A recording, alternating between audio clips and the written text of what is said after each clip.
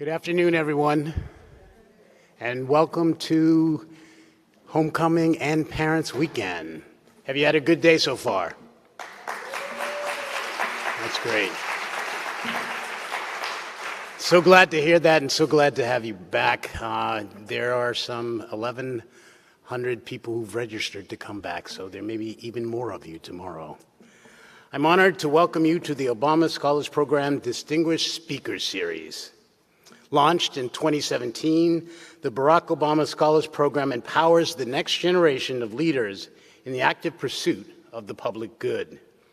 Honoring the legacy of Occidental's most famous student, this scholarship program provides a comprehensive experience for exceptional students of all backgrounds who seek the opportunity to create meaningful and lasting change. The program has recently been reimagined to make it available to more students based on their undergraduate performance and interests. This year's class of 7 scholars is the largest we've had to date. Yes, you can clap on that. And we have the leaders of the program and Nathan as one of the students in it. Will you all stand up just for a second so that people can... So part of the Obama Scholars Program. Thank you. Today's speaker is part of Oxy's century-old tradition of service in the State Department and the Foreign Service. To date, at least 11 Oxy alumni have served as ambassadors for the United States, as well as for South Africa and for Japan. Scores of others have been Foreign Service officers posted all over the world. It's worth noting that Oxy alumni also include the inventor of the simultaneous translation system used at the UN. One of the key figures in the creation of the Fulbright Scholar Program was also Oxy graduate. Foreign correspondents for outlets such as the New York Times and Washington Post, and a top Nestle executive responsible for operations in over 90 countries. Oxy's global orientation is also reflected in our faculty, 2 of whom will be conducting today's conversation with our distinguished speaker. Larry Caldwell, Cecil H. and Louise Gamble Professor of Politics Emeritus, taught at Oxy for 47 years. One of the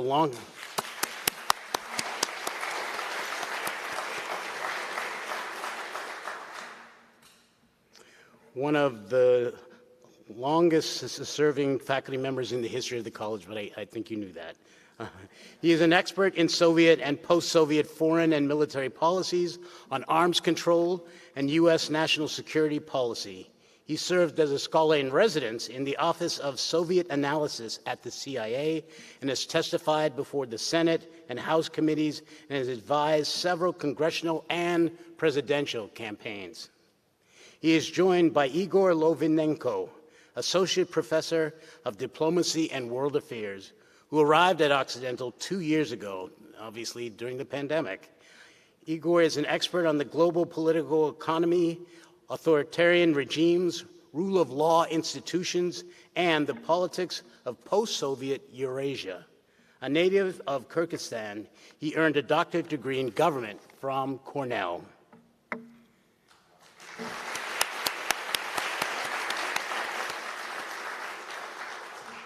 And now it is my great pleasure to introduce our Obama Scholars Program distinguished speaker, Kristina Kvien, a class of 1987.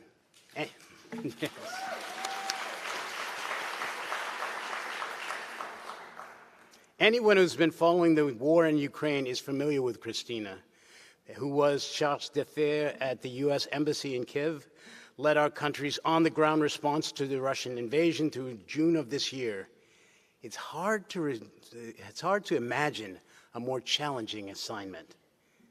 Operating under an international media scope, but let me say that Christine acquitted herself brilliantly.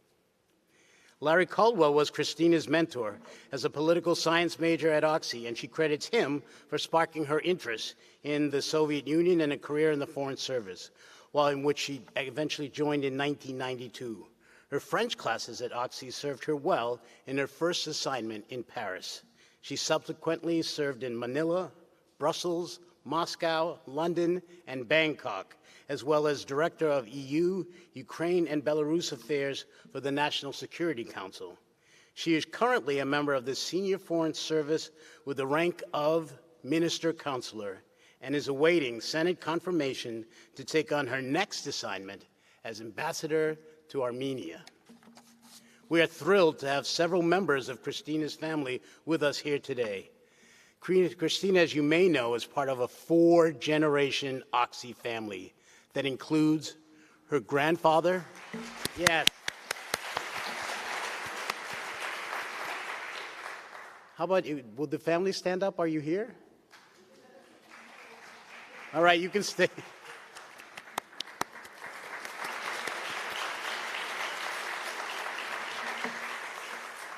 You have every right to be incredibly proud, and we're glad to have you here. So the 4 generations include her grandfather, 2 great-uncles, her mother, father, and sister, and uncle, a first cousin, and her daughter, Hannah White, who graduated in 2020. I think that deserves another applause. Please join me in giving a warm Oxy welcome to Kristina Kvien.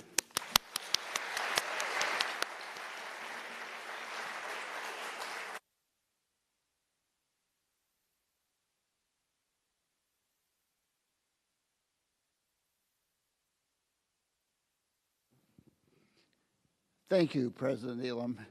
I don't have to tell you that one of the great pleasures of teaching and a long career here at Oxy as a professor is sitting right in front of us. There is no satisfaction in teaching which is greater than to see the achievements of your students.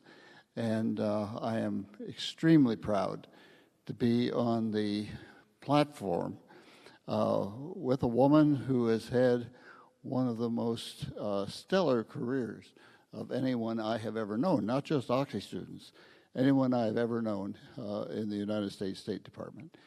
And it's a great pleasure and privilege to be here with you, Kristina. There are some ground rules here that I need to explain. We're going to spend about 30 minutes asking questions of Kristina, and her answers will be within some restrictions. There will be no discussion of political personalities, maybe. As I understand it, as a distinguished member of the Senior Foreign Service, she will be happy to talk about U.S. policy, but she will not comment on specific developments in contemporary Ukraine or in the war going on with Ukraine right now. Let us get right to the meat of what we're here for. Minister Counselor and Ambassador nominee Kvien, I wonder if you would give us just a brief tour of your professional career as an American diplomat. Well, thank you. First, I'd just like to say thank you, President Elam, for extending the invitation to come today. It's great to see you again. We met in D.C. recently. And also to meet with the Obama Scholars, who are an incredibly impressive group, far more sort of plugged in and ready to take on the world than I was at their position at Oxy, so I'm sure you'll do wonderful things when you leave Oxy. It's also a huge pleasure to be here with Dr. Caldwell, who already, it's been noted, but he was my mentor. I think I took at least 5 of his classes, including his year-long Soviet studies class, to show you how old I am. It really was one of the reasons that I got so interested in the State Department and Foreign Service in general, and then why I ended up having a real interest in Russia, former Soviet Union, and Eastern Europe. So a big thank you to you, Larry. So how did I get into the State Department? What happened when I left the Foreign Service? I graduated in 1987, and I stayed here in Los Angeles, and I did 4 jobs in, I think, 4 years, because, I don't know, I was doing marketing research and public policy research, and it was interesting, but it didn't really seem to be something I wanted to do the rest of my life. And so I had taken the Foreign Service exam when I was in college, and I passed the written part, but I didn't pass the oral part. So I kind of gave up on it and put it aside. And as I had spent some time in marketing and research, I thought, you know what, maybe I'll take a look at that again. And I took the test and I passed. So in 1992, I decided to go ahead and join the Foreign Service. And fortunately, unlike my previous jobs, it stuck, and I've been there for 30 years. And one of the reasons I think I probably stuck with it for 30 years was because I didn't find it boring, because you're changing jobs every 2 to 3 years, you're moving to different countries. If you're in Washington, you're doing different things. And so even though it was a single job in which you progress, you really get to do a lot of different things, and you get to see the world on top of it, which I enjoyed. And of course, you got to work on important foreign policy issues, which I also enjoyed. So I can't say that I regret at all a minute of my time in the Foreign Service, and I would just add that I'm fortunate because I have a family, my husband, who also loves to travel. If he didn't, I don't think this would have worked out. And a daughter who put up with moving a lot when she was young and still managed to make it to Oxy and do well. So. Thank you, Kristina. Particularly with the Obama scholars here, I know that today's contemporary students want very much to know how to get where you are. What does it take to have a career like yours? And I'd like to have you reflect, if you will, for a few minutes about the skills and the things that you think helped you along the way. If you want to talk about any pitfalls along the way, that'll be all right too. Maybe I'll start with the second question, which is how my education at Oxy helped to support what I wanted to do, and ultimately how I did when I got there. I'm a huge Oxy booster. I think you can tell since, lots of my family has gone here. I think we're all big Oxy boosters. And one of the reasons is because Oxy taught me a lot of the skills that I needed to succeed, certainly in the State Department. And I think a lot of careers would benefit from the skills that you learn here at Oxy. First and foremost, if I hadn't been in a liberal arts environment like Oxy, where you have a very broad education, I wouldn't have passed the Foreign Service exam. Because for anyone who's taken the Foreign Service exam, it is almost like, when people ask me what it's like, I say it's kind of like playing Jeopardy. I mean, there's, questions from all different walks.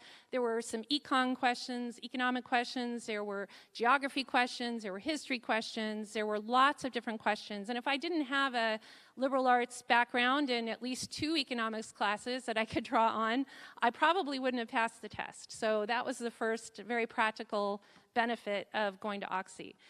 But more than that, I would say that the fact that you sit in classes and you discuss. You don't just sit and listen so Larry and I were talking about the fact that I think I only had 2 classes in Thorne Hall, where we are now, where the professor was at the podium and the students were all sitting out taking notes. Just 2 classes out of all my classes at Occidental. Most of them were in small rooms with 10, 15, maximum 20 people, where you sat around in a circle or around a table and you really discussed things.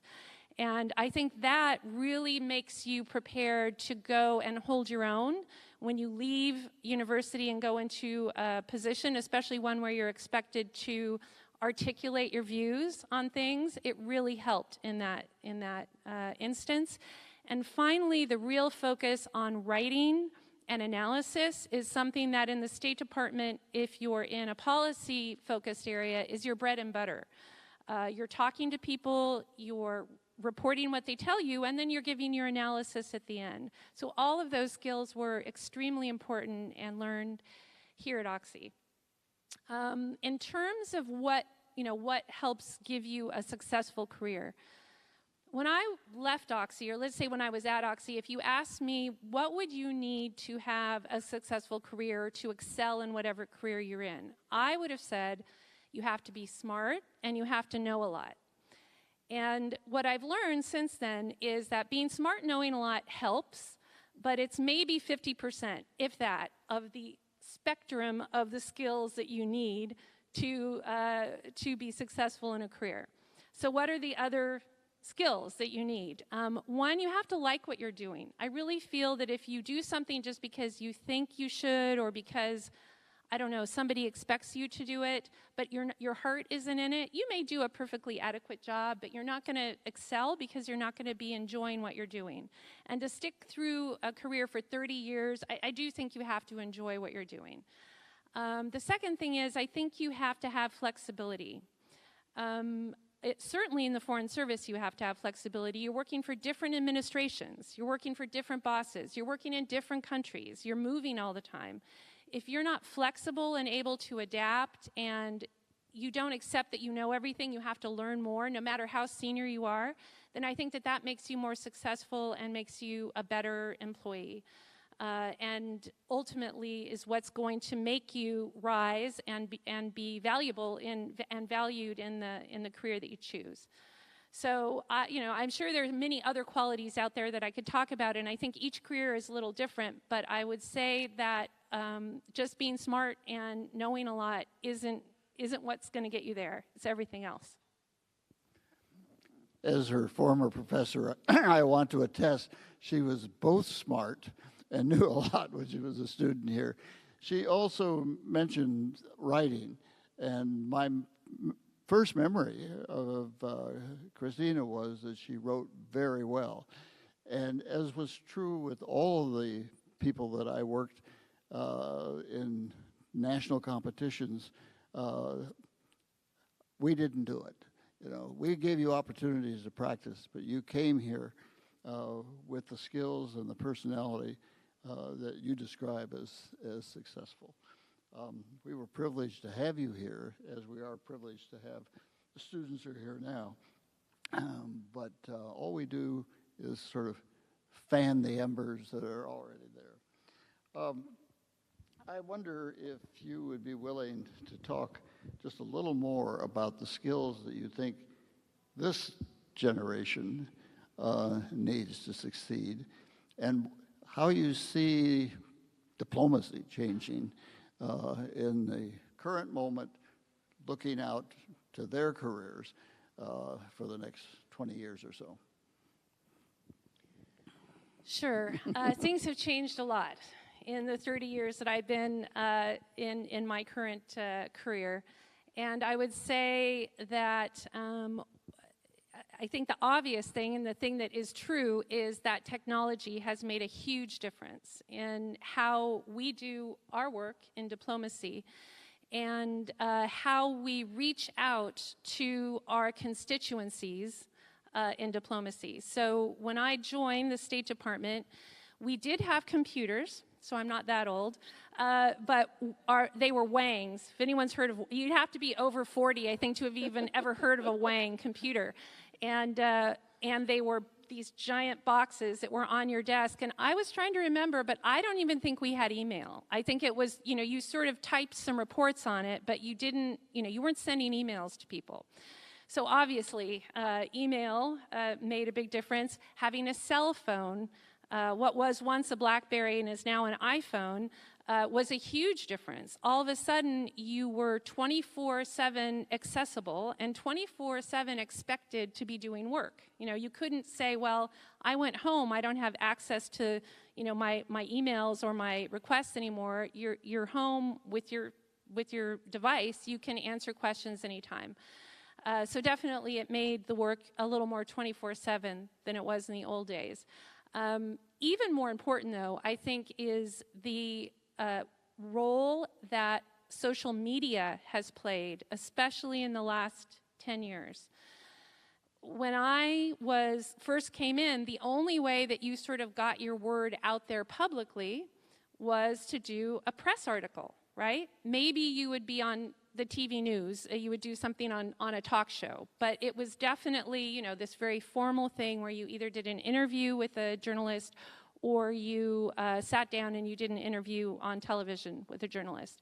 Now, people tweet, and you tweet multiple times a day, and you tweet very short things that let people know what you're thinking. And the way that that Twitter, that Instagram, that Facebook work is a different thing than doing a long-form interview with a journalist.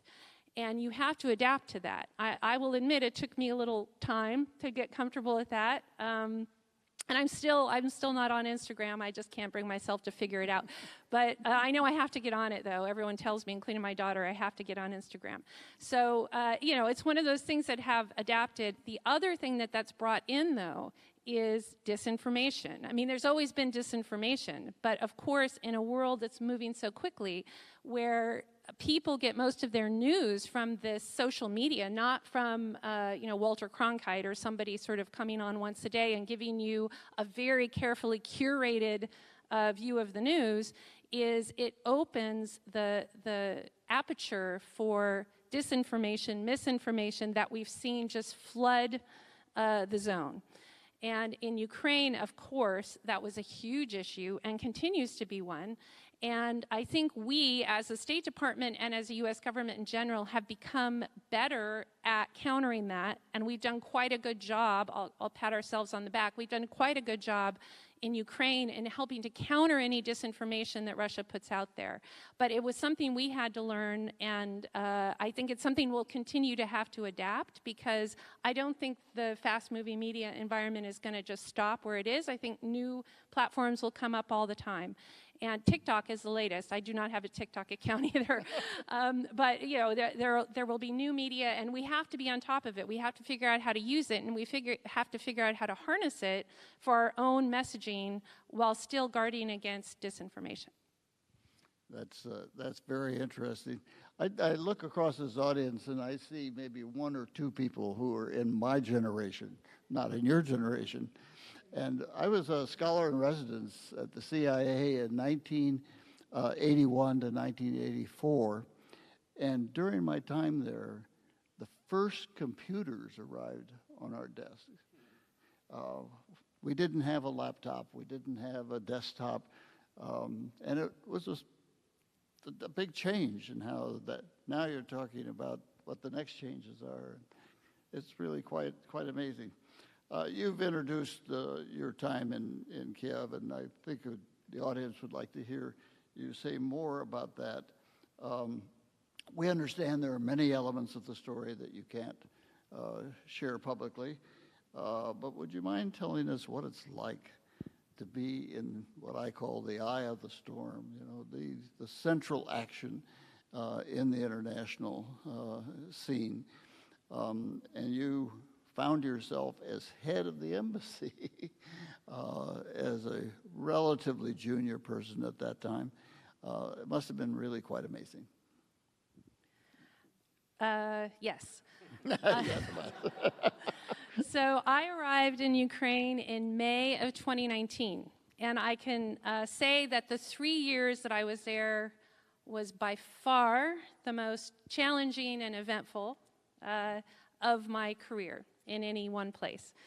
So when I arrived, it was shortly after our ambassador, who had been there for about 3 years, Masha Ivanovich, who you might have heard of, had left just a couple weeks before, and President Zelensky had just been sworn into office. I think he was in office a week when I arrived.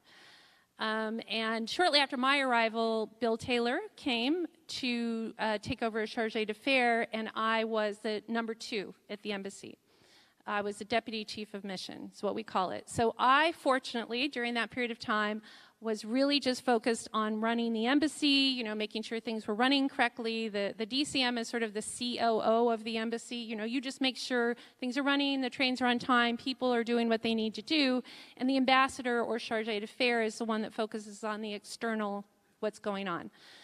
But even so, obviously, as Ukraine became a major issue in U.S. politics, it was still something that I and the entire embassy had to manage and try to make sure that our relations with Ukraine and also just the functioning of the embassy remained stable and positive during what was a difficult time.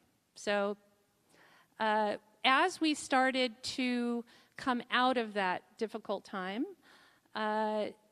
Bill Taylor left January 1st, 2020. That's when I took over as chargé d'affaires, and I really just focused then in making, trying to build our relationship with the Ukrainians, make sure that we could keep the trust of the Ukrainians, and also then report back to Washington what was going on.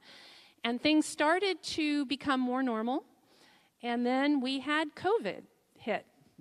And of course, COVID upended everybody's life. We were no different. We weren't special. Everybody's life was upended. But because Ukraine is a country that was deemed probably not the best place to be for members of our staff who had underlying health issues, we did quite a large, it wasn't an evacuation, but it was a voluntary departure from posts so that folks could be in the United States while this large health challenge was dealt with. And we shut down our embassy like many of you. We didn't go into work for weeks at a time. We started using Zoom and other technologies more. I went in, but most of the embassy did not. And so we had to manage that. And that was also, obviously, we're also trying to help Ukraine, which did not have access to vaccines at first and did have some issues with their healthcare system. So we were doing everything we can to help them. And really, everything was focused on COVID for quite a while. Then we started to get through that. We got vaccines. The embassy was vaccinated. We started to help Ukraine with vaccinations. Things opened up. And around that time, we started seeing suggestions that Russia was building up troops and forces on the Ukrainian border. And for anyone who followed it closely, you'll recall that there was an initial buildup in the spring. Then the Russians pulled back a bit. But we started seeing very clear evidence, which we made public at some point, that Russia was building back up and had intentions to attack Ukraine.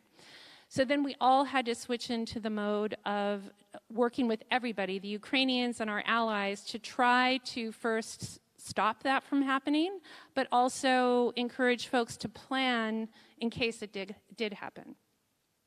As things got further along and we were quite sure that the Russians probably would come in, we decided to evacuate the embassy. And when you have an embassy of almost 1,000 people, that's a huge undertaking.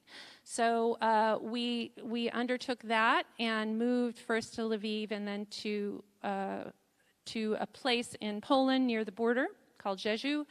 And we worked from there as the Russians attacked and started a war against Ukraine, yeah. So we did everything we could to help Ukraine from Warsaw, and eventually we were able to go back in because the Ukrainians, because of their own incredible heroism and willingness to fight, were able to hold off the Russians and push them back. And of course, that's still going on today. And we were able to move back into Kyiv right at the very end, right before I left. So I went back in May, the end of May.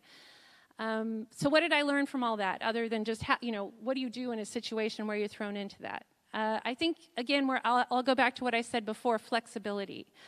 If we didn't, not just me, I mean the whole team, if we hadn't been able to be flexible, to sort of do things on the fly, we were in very close contact with Washington, obviously, and they were involved in all decision-making and oftentimes made the decision with our input. But you have to be ready and willing to implement that immediately, and you just have to keep flexible. And I was extremely lucky to have an exceptional team who were able to work with me to get everything done, evacuate the embassy, move our little team to Lviv, and then move our little team to Jeju, Poland, until we were ready to move back in. So I would say, going back to the importance of flexibility, of being able to think quickly, being able to sort of manage stress, because it was stressful for everybody, and having a great team around you. All those things, I think, are what make it work. That's terrific. I'm going to turn this over to my colleague, Igor, in just a moment. But before I do that, there were some other aspects of your period there, including you said that we were processing the messages about the Russian attack. I've been studying international affairs all my life, and I never saw such messaging of intelligence before the event. Can you say anything more about that? About how the embassy was involved in warning Washington about what was coming? Well, I would say, obviously I can't talk about intelligence, but what I can say is my view that the decision to declassify the intelligence very quickly, which was quite unprecedented in the past, was an extremely important part of being able to, first of all, prepare, be ready, not just us, but the Ukrainians and the international community, to make sure that the allies understood the challenge and were with us in trying to address it. And finally, and what I think was extremely important, was that our ability to signal directly, and Secretary Blinken did this repeatedly, what we knew the Russians were going to do to try to make it seem that it was the Ukrainians at fault, or the Ukrainians were trying to prompt the war, what we call false flags. The Russians were planning, to do things and then blame the Ukrainians and say, well, see, we have to go in because of what Ukraine did. The Russians were never able to get any real false flags operated or believed by anybody, because we were putting out intelligence ahead of time saying this is what they're going to do. So they couldn't really do it and do it effectively. And I thought that's the first time I'd seen that in any sort of issue like this, and I think it was extremely important in making sure that disinformation didn't take over the airwaves, and that Russians were never really successful in blaming Ukraine or anyone else for what was going on. Absolutely. Igor, do you want to take? Yes, we can go on to kind of talking more broadly, maybe zooming out some of these issues. But I was actually hoping, and it might be useful, especially for students, because I don't think we actually talked about that. But what is an ambassador, and what do ambassadors do, and what is because you're nominated to serve as an ambassador now to Armenia. Maybe you can just briefly describe what that job is for. Sure. So if the deputy chief of mission is the COO of the embassy, the ambassador is the CEO of the embassy. And the ambassador has a lot of hats. The first and most important hat that makes the ambassador special, as opposed to anyone else in the embassy, is you work for the President of the United States directly. You don't work through a large, in theory, in practice, of course, you work through the State Department, but you are officially the representative of the President of the United States in the country you're in. And that conveys quite a bit of importance and weight to what you do and what you say with the host government. But the ambassador does a lot of other things. The ambassador, of course, is the leader of the embassy. You may not carry out all of the daily activities of the embassy, but you have to oversee it and set the tone. You also are the public face of the embassy, so things like interviews and being on Twitter and all that, that's you. And you really are representing the U.S. government in your country and representing the embassy in public events. And finally, of course, you're the interlocutor with the very top-level government officials in that country, the president, the prime minister, the head of the Congress or Rada or Parliament or whatever it is. So you are the person talking to those people on a regular basis and sending the most important messages. Thank you. So I thought we would kind of maybe actually stay in the region and then zoom out further towards the end of the of our time. But in broad terms, in this kind of tumultuous time that this region is going through, whatever you want to call it, former Soviet Eurasia, let's call it that. There's a lot of consternations in the field about what to call it now as a field, various debates going on. What are the goals of the United States in the region, before and moving forward, as this big transformation is happening? Let's call it that. Overarching, the United States goals in Eastern Europe, or all of Europe, I would say, is the overlying statement that has been around for a couple, at least almost 2 decades now, is the desire to see a Europe whole, free, and at peace. So what does that mean? That means every country in Europe is able to set their own course in the direction that they would like to set it. We're not going to tell them the course they should set it for, but we feel they should have the sovereignty, the autonomy to set their own course. Of course, it's, I think, in the interest of stability if Europe has ways that they can work together. The European Union is the biggest example of that. And I think there's broad agreement that the European Union has brought greater stability and peace to Europe, probably more than almost any other organization. NATO, of course, is another important organization that we are members of and that also helps bring stability to Europe. So in Eastern Europe, because those are countries that are in a greater transition place than Western Europe, really it's for each country to be strong enough to make their own decision on what they want to do. If they want to join the EU, if they want to join NATO, they should have the ability to do that, to work to meet all of the criteria to join those organizations. And ultimately, it's in the interest of stability that they decide to do that. So, we talked about this a little bit before, but I occasionally, as a professional duty, listen to the Russian propagandists and commentators on state television and their description of the ongoing conflict and the like. And the messaging, at least to the domestic audience, is that Russia isn't at war with Ukraine. Russia is at war with the West and the United States on the territory of this country that many of them don't believe should exist. What are we to make of that, you think? I don't listen to Russian propaganda, first of all.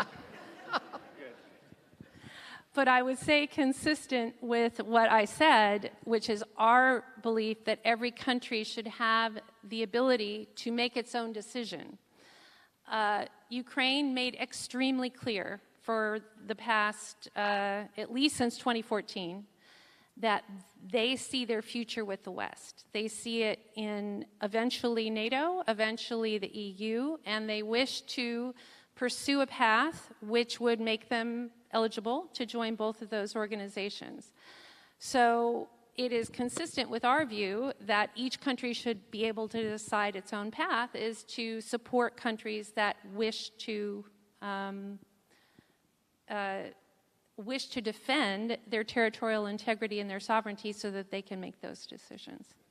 And I mean, my own personal interpretation of Russia's aggressiveness going back to at least 2008, that it's very much about not wanting or making sure that people in these countries are not allowed to make their own decisions, to create better living conditions, better institutions, more dignity for average citizens, because that presents a threat to the Russian regime inside Russia. So maybe we can shift a little bit over to Western Europe, and maybe as a grounding here, maybe you can tell a little bit about the time that you spent in Western Europe and what your role was there and what that experience was like, and then we can talk a little bit about Europe broadly.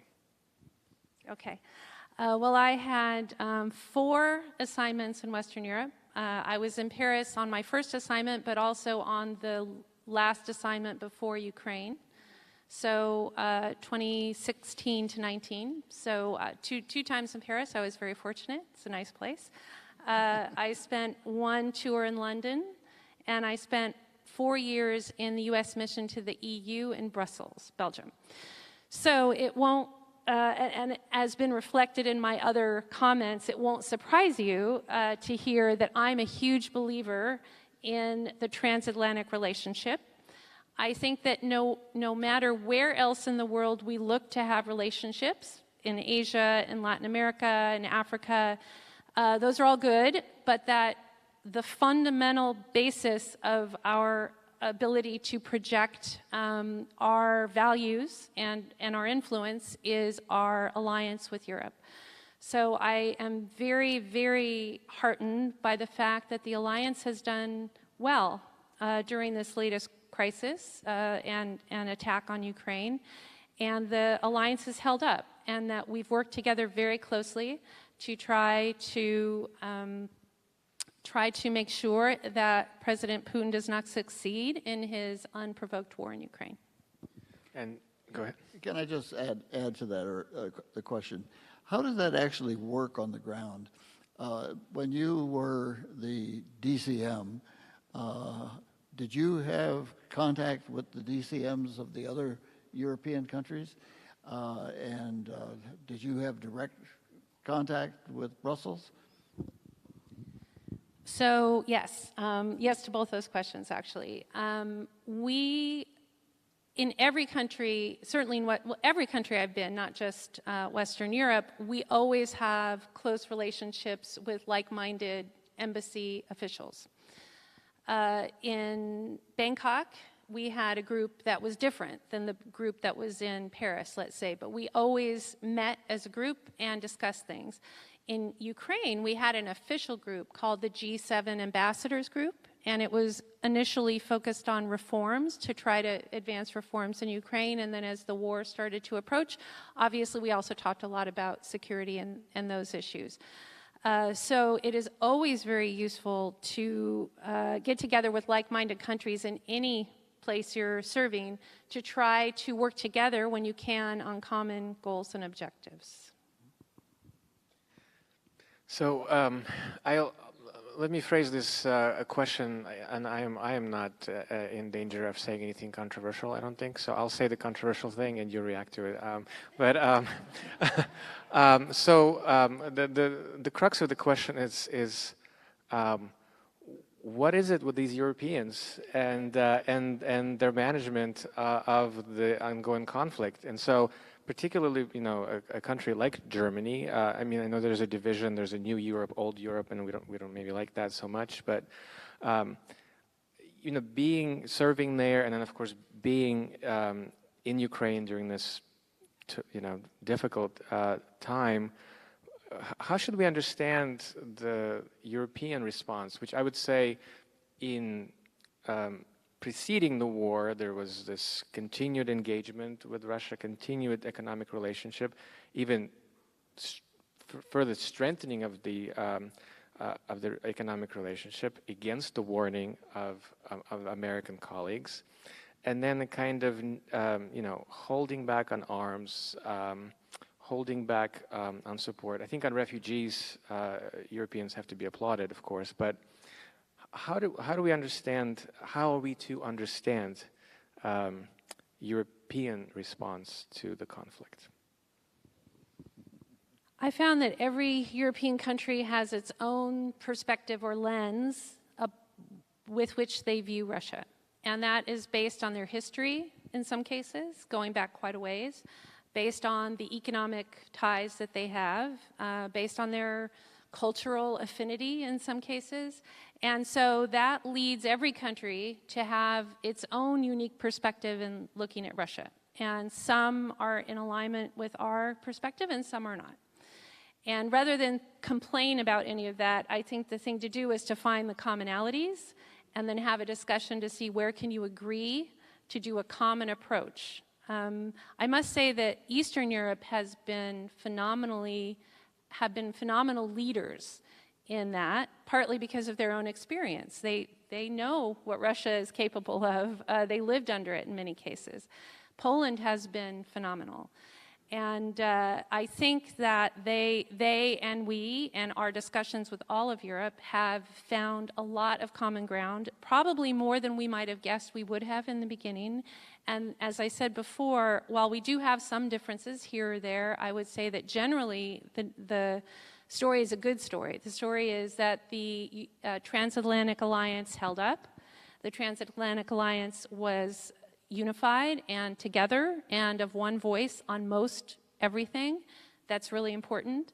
And that we have been able to maintain that alliance to help push back on Russia's aggression.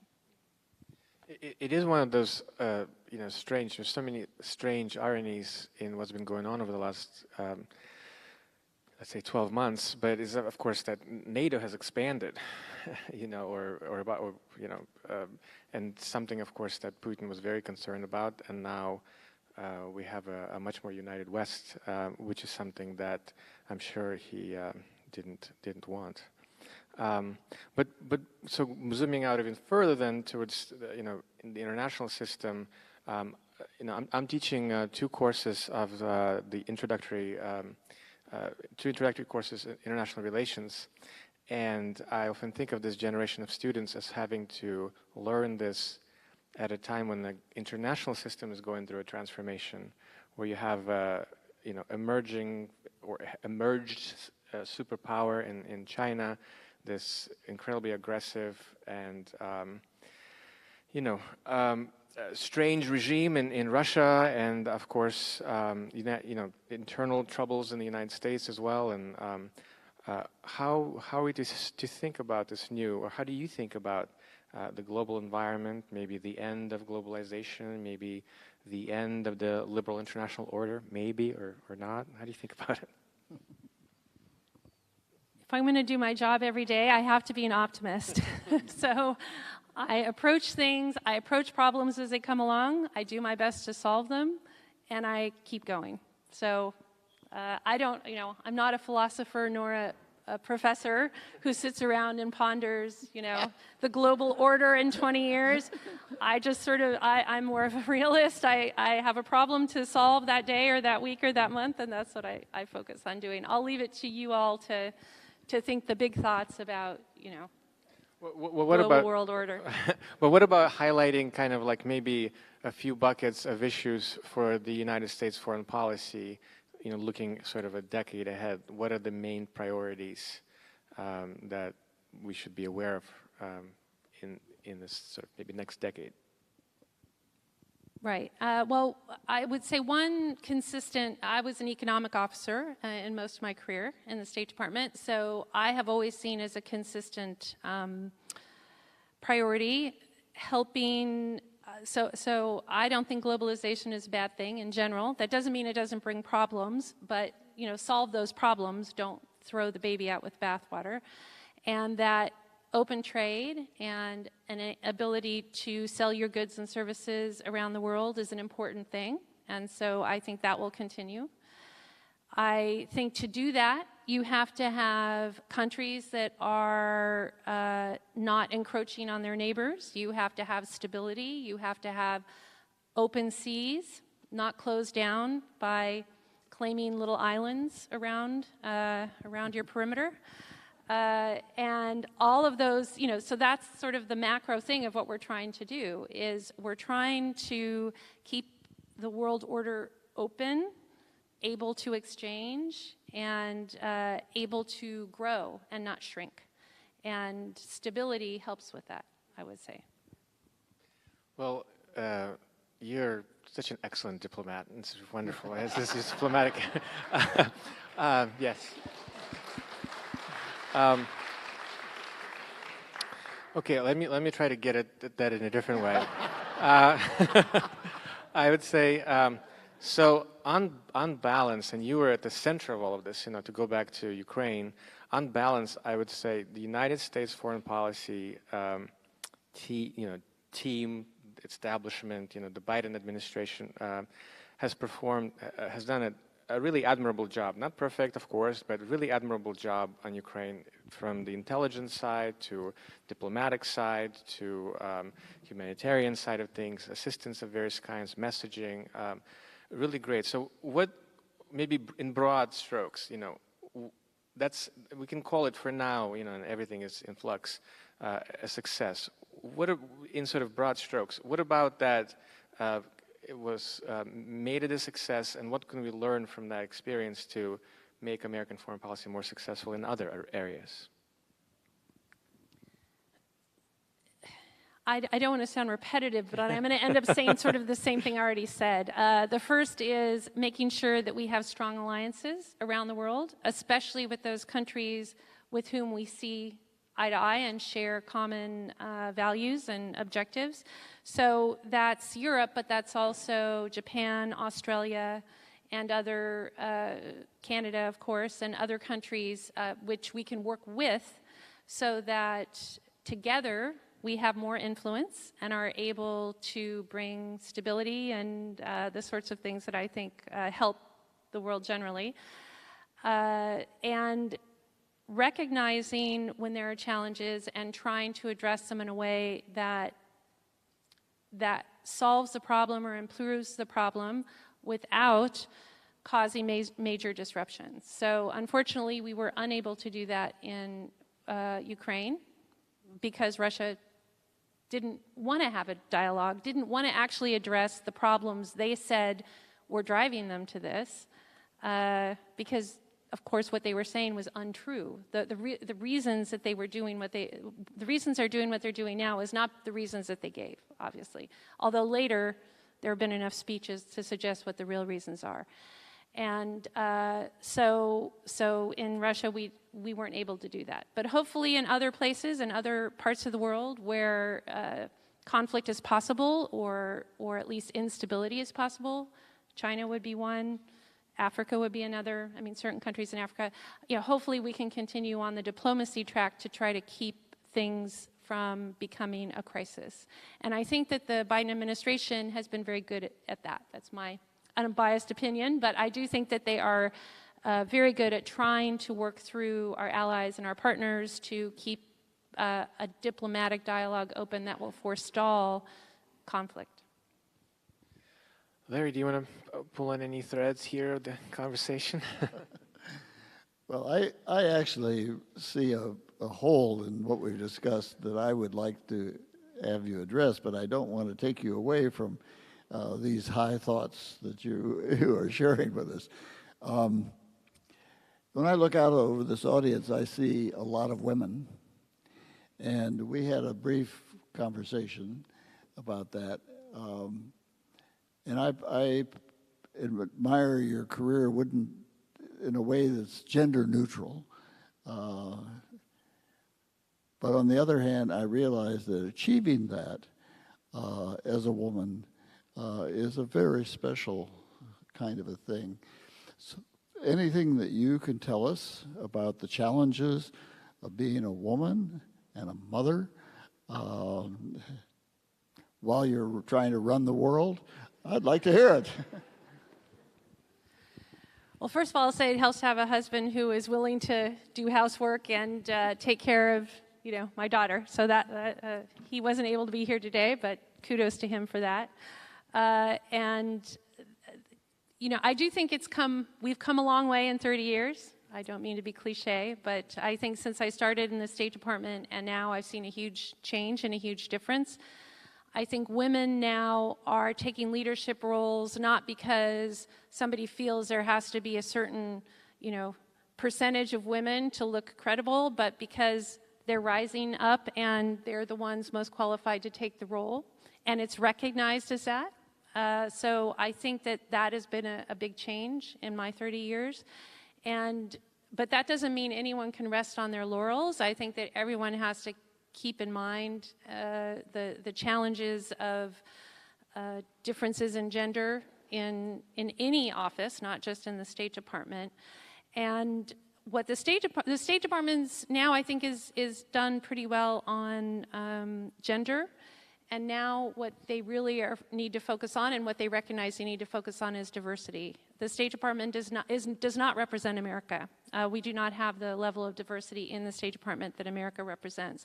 And so I know Secretary Blinken is focused very, very much on this.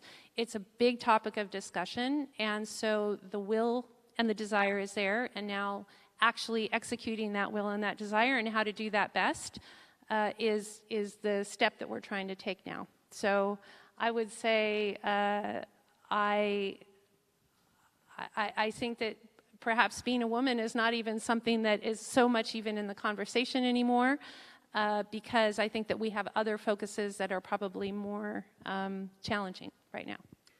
That's actually very encouraging in at least two ways. I'm not surprised. It's been my observation as a male from the outside that the U.S. government in general, but the State Department in particular, has done better on gender issues during the last 30 years. And I think we have a reason to be proud of that, especially women who are achieving. As a professor, I could have told the State Department a long time ago that, you know, the women are smarter. Oh, no.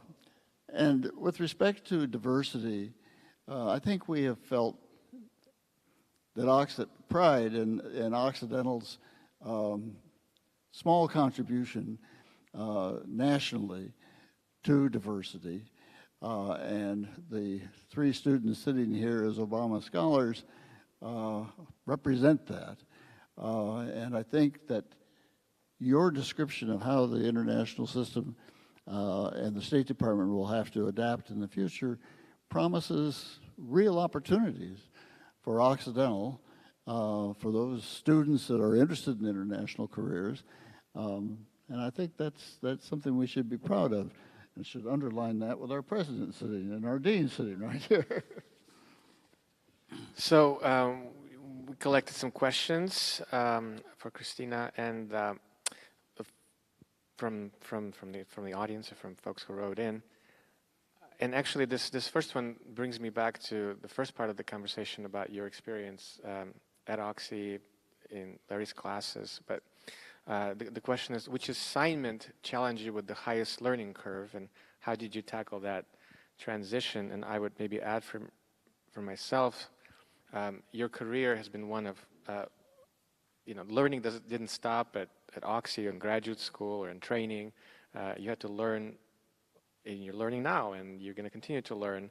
And so maybe if you can weave in some thoughts about being a lifelong learner and having to be flexible with that, and maybe talk about the kind of a challenging assignment which had a really steep learning curve.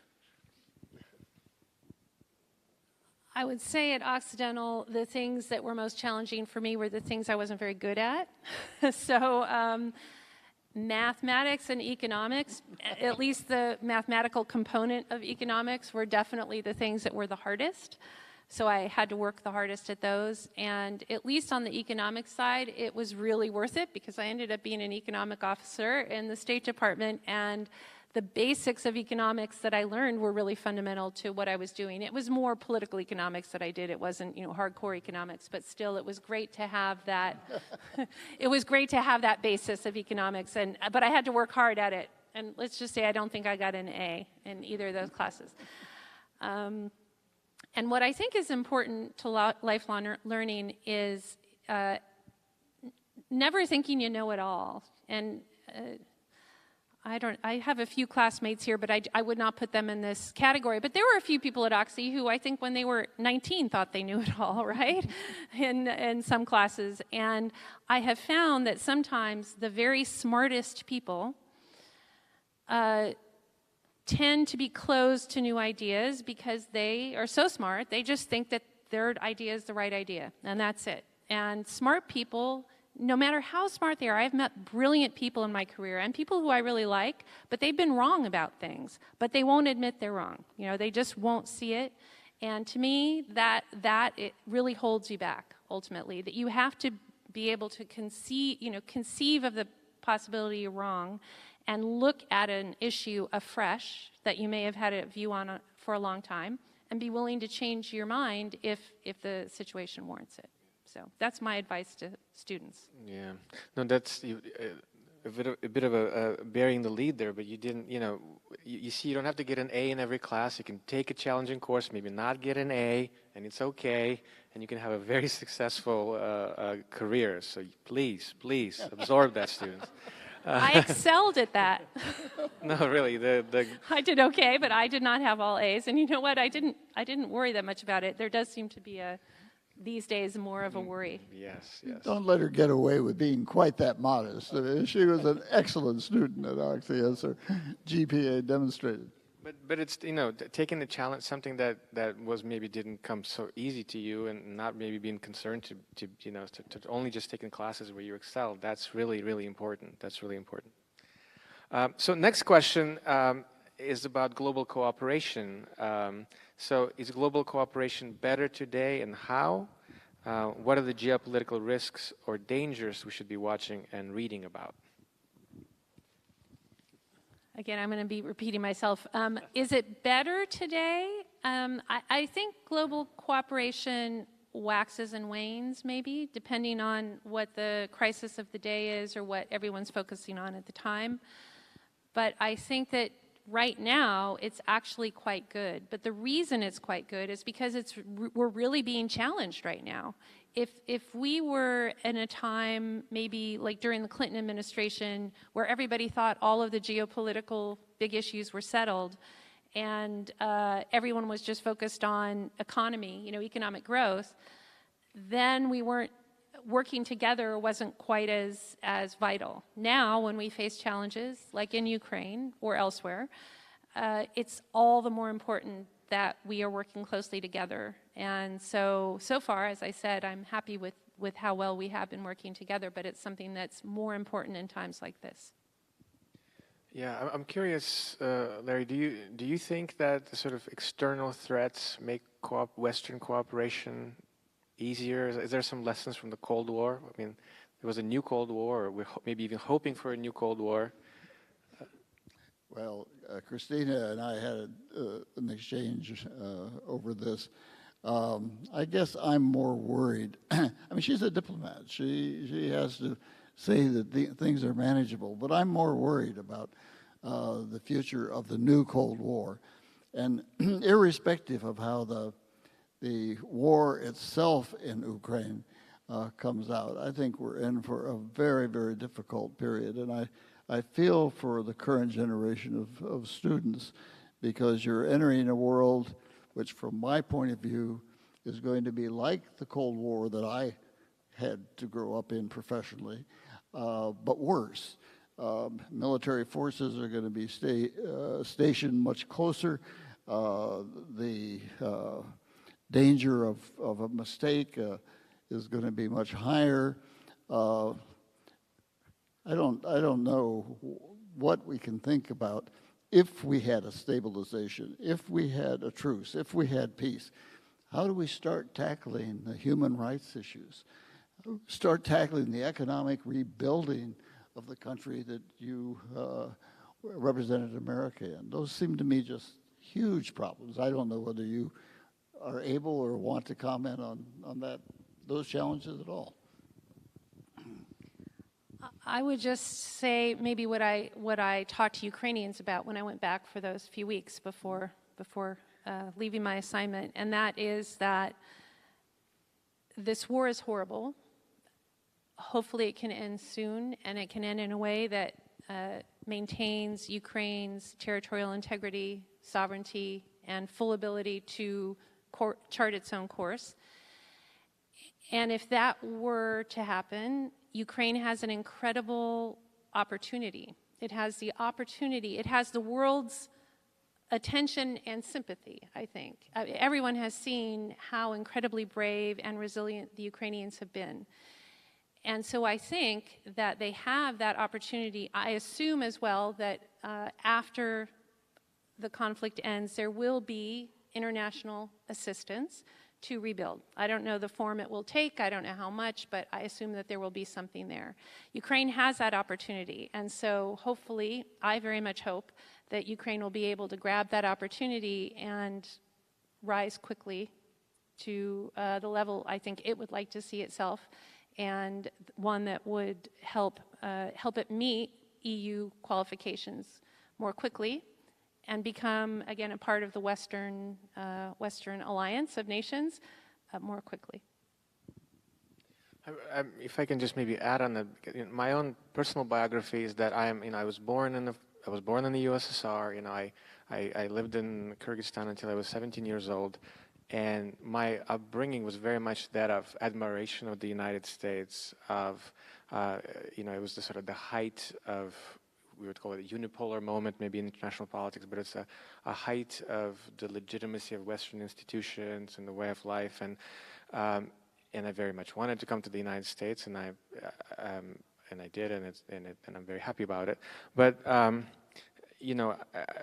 would just say that we are here international relations people, foreign policy people, but working inside the United States on making a country function better, be a better example, be a more admirable representation of democracy, human rights, justice, which I would say in recent years, I think we have been lagging in that department, to say the least. So working on those issues also has an impact on international politics. That's just my own comment. Perhaps then a closing question. What advice would you give to today's students about pursuing a life and a career in foreign and public service? And also, students, this generation is really living through a difficult time. We're going through a climate change catastrophe on some level. There's political issues in the United States. There's a major war in Europe, and all kinds of, we should not forget about atrocities happening across the world. And in the classroom, I often find a sense of kind of hopelessness about the world and about the future that this generation is taking on. So, maybe some practical advice and maybe some ways they ought to think about the challenges that they're facing in the world. I guess I would just say that students really should consider going into some sort of public service role. Doesn't have to be the State Department. It can be in any government agency, either federal or state. It doesn't have to be in Washington. It could be in Sacramento or somewhere else. And I think that if the importance is to pick a place that you feel motivated about, so pick an issue that motivates you, and then a place where you feel you can make a difference, and then work as hard as you can to make that difference. And I think that's a way to tackle a feeling of hopelessness or a feeling that, oh, there's nothing to be done about these horrible crises. There is something to be done, and you should be part of the solution. You should, especially students at Oxy, who I know are incredibly smart, creative, flexible, important, and ready to take on the world. They should do that in public service if they find themselves motivated to do that. And do think about the State Department. We need really smart, motivated young people with the skills that you've learned here at Oxy. And you're going to open a recruitment desk right back here in the back, huh? Well, it's been a real honor to share the stage with you. Congratulations and good luck in the confirmation hearings. Larry, do you have any last words? I would say in conclusion that I'm impressed. I've spent a lot of time around professional diplomats in my career, and I knew what your career trajectory means in terms of achievement in the State Department. But even with all that knowledge, I'm impressed. And the message that I'm taking away from your advice to the students is flexibility, which is not something that my generation learned. I mean, we had to learn to be flexible, but we didn't learn that as a characteristic of leadership and as an agent of political change. And that clearly emerges both from your career and from your advice. So I would like to, if you will allow me, President Ilham, I would like to thank you very much for coming back to your alma mater I feel kind of overwhelmed by your family's roots in this institution. And on behalf of all of us here, thank you for making actually the sacrifice to come out here and spend time with us at Occidental College. And we look forward to having you back. No sacrifice at all. It's been a real pleasure. Thank you so much.